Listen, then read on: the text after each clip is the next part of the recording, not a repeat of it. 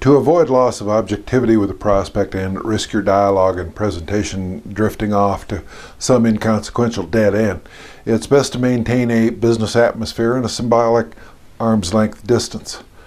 Endeavor to never become emotionally involved with the prospect on any level. Seek to understand and plan for the human dynamics you are likely to encounter within the range of personalities and human attributes to be found among cash card agent prospects and their motivating situations. By maintaining an unemotional, arm's length business demeanor objective viewpoint, you are less likely to become emotionally connected to the business process you're following and to which you're right now adjusting. Assumption of an emotional position can color your judgment, inhibit your best responses, and keep you from your most appropriate behavior, including the charting of your best course and next best moves with individual prospects. Handling presentation discomfort. You will at times find yourself dealing with prospects who are skeptical about the value of your offering.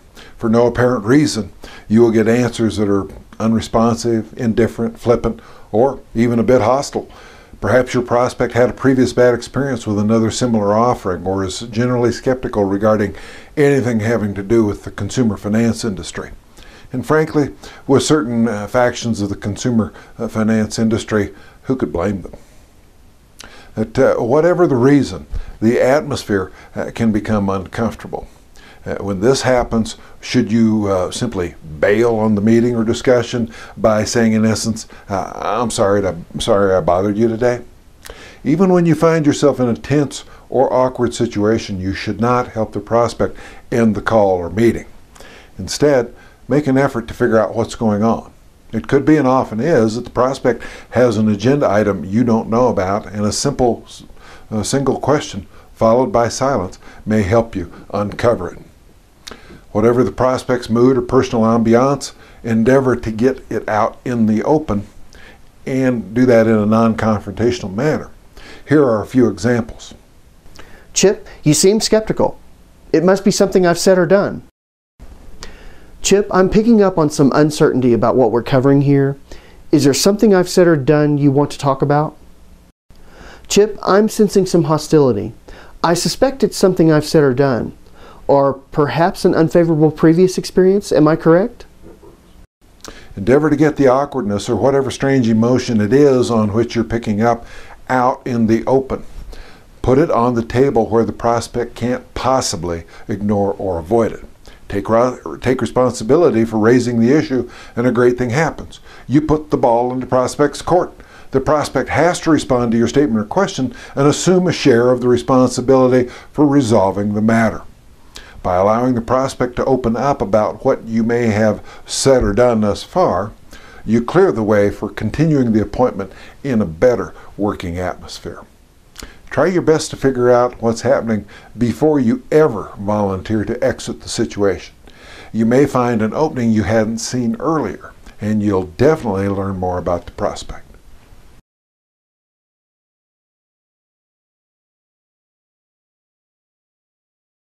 So, should you feel the need to constantly be the expert in the situation? No. You easily deserve to tether yourself out some, to put some slack in your own line and give yourself some breathing room. Learn to fully respirate and then regularly practice it. When phoning or meeting with your prospect, allow yourself to be on their level.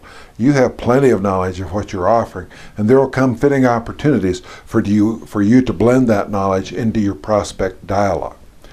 Come to accept the use of Columbo-like clarifying phrases and lead-ins and become adept at using them.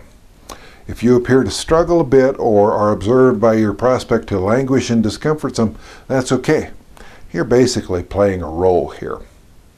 Throttling back some on your expert side allows yourself room to breathe and opportunity to relax a bit. A primary benefit is that you'll become naturally more observant, more insightful, more understanding, and more rational, not only with your prospects, but with all persons and situations in your life. It soon becomes easy and actually pretty neat and truly rewarding. To assist you in these regards, here are some guidelines you want to add to your approaches. First, use Columbo-esque phrases like, I'm not sure I understand, or please pass that by me again, or what do you mean exactly? Or could I ask you to say that again, please? Secondly, even if you have every answer and every possible response on the tip of your tongue, cool your jets for the good of your meeting and the relative place and pace of your prospect.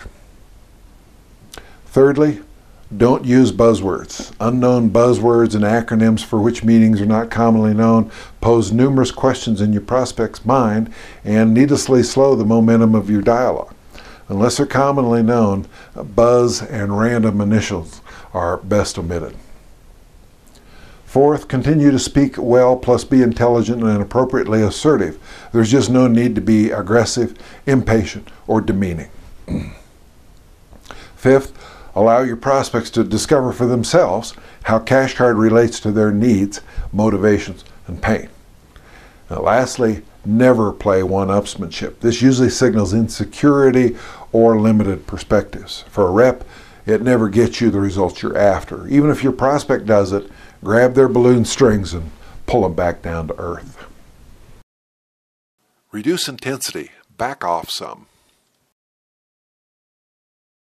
The goals of Cash Card presentations can be blown when the prospect senses the rep needs to find someone and is desperate. The wrong message can be telegraphed to your prospect via nervous reactions and body language, inattentive preoccupation, hesitancy, and other mannerisms. Although we've not encountered it, there may, in fact, come to be times when you really do need to bring someone on board immediately and are willing to lower your standards or improperly negotiate.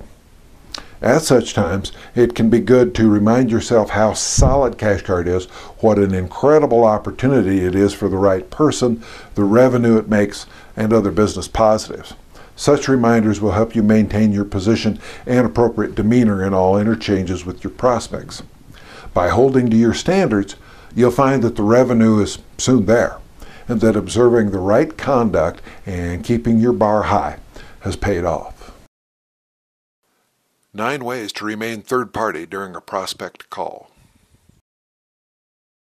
A favorite quote of mine goes something like, "When a man is wrapped up in himself, he makes a pretty small package." Imagine how much more effective you could be with an objective, analytical coach whispering in your ear during a call on a prospect. The coach would tell you what you're doing well and what you should change. The coach would, above all, keep you from getting emotionally bound up in the sign-up you may be hoping to make.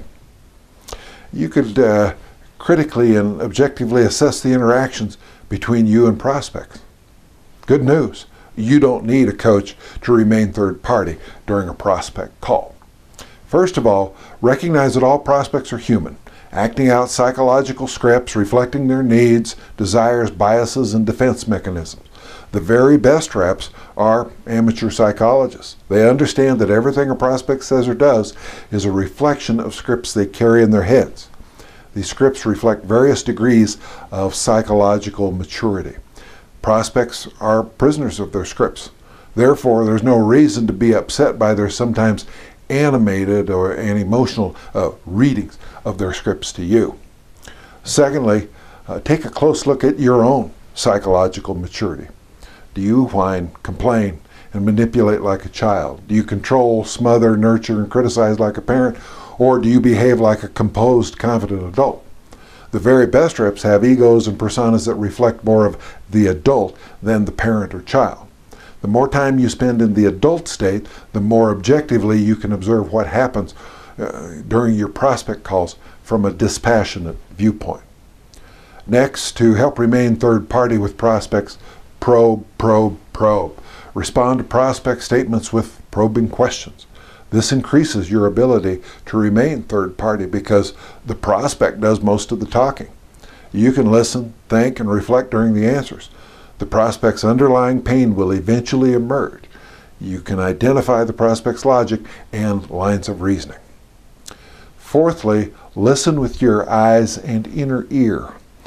Prospects will always tell you how they feel about you, your company, and your offer, but they may not tell you directly. Instead, they will convey their true feelings through tone of voice, body movement, and composure. Tune into these subtle cues. Face it, there are going to come those times when you're dealing with naturally aggressive prospects or prospects who are simply having a bad day. So our fifth point in remaining third party with prospects is when attacked, respond from your head, not your gut.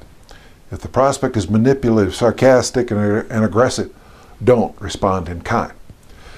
Take a deep breath, exhale slowly, and ask a question like, "Can you please tell me what happened to make you feel this way?" Our sixth point in remaining third party with prospects is talk about your feelings, don't bury them. You and the prospect are engaged in a psychological drama where each is trying to maintain security and control. If you feel manipulated, stressed, or uncomfortable, bring it out in the open. If you think the prospect is feeling pressured, bring that out in the open. After clearing the air, you can move toward signing up the prospect or move on. To help you remain third party with prospects, the seventh thing to keep in mind is be willing to get into the prospect's shoes. To do this, simply reverse your perspective by asking, what might the prospect be feeling right now and why? What emotions might the prospect be revealing? If you were the prospect and had to deal with a rep like you, how would you feel? Empathize with those feelings. Eighth on the list of remaining third party with prospects is to listen to your coach. Listen to your inner voice of reason and your objectivity, your coach. Your coach wants you to successfully transact and doesn't want you to waste time and energy protecting your ego. Listen empathetically to the prospect and respond non-defensively. Our last tip regarding remaining third party with prospects is to disengage. Imagine that there is a third person in the room observing this interaction in silence. When the going gets tough for you, become that third person. In your detached state, ask yourself what you're seeing and hearing. What advice would you give to the rep in this setting, with that rep being you? Conversational clarity. Representatives sometimes have happy ears. That is, they tend to hear what they want to hear. What they believe they heard through those happy ears may not reflect the real intent of what the prospect said. You already know that a prospect with a pulse and a brain desires to know more about CashCard and may well want to come on board as a CashCard agent.